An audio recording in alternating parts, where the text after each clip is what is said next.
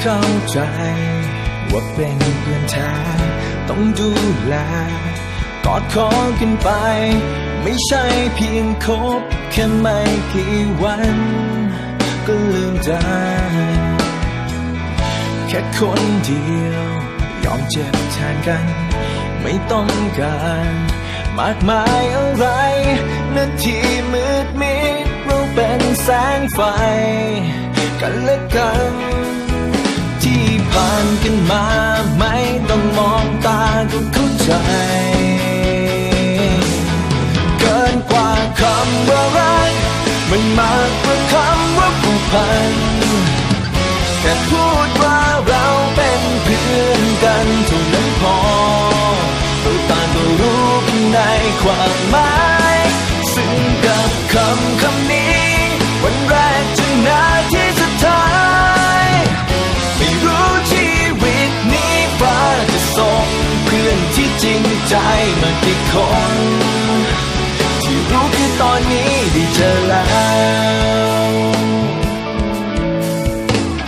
ไม่ว่าอยู่หรือห่างกันไปเส้นทางไกล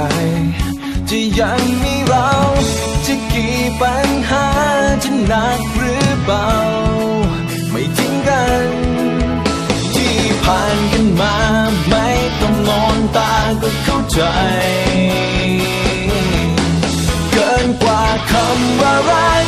มันมากกว่าคำว่าผูกพัน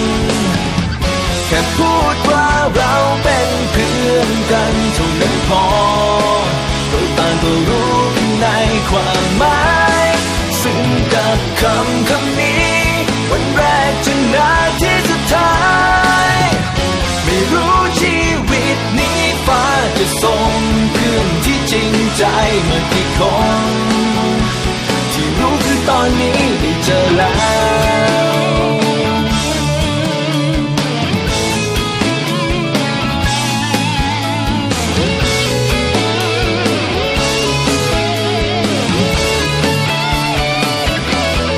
เกินกว่าคำว่ารัก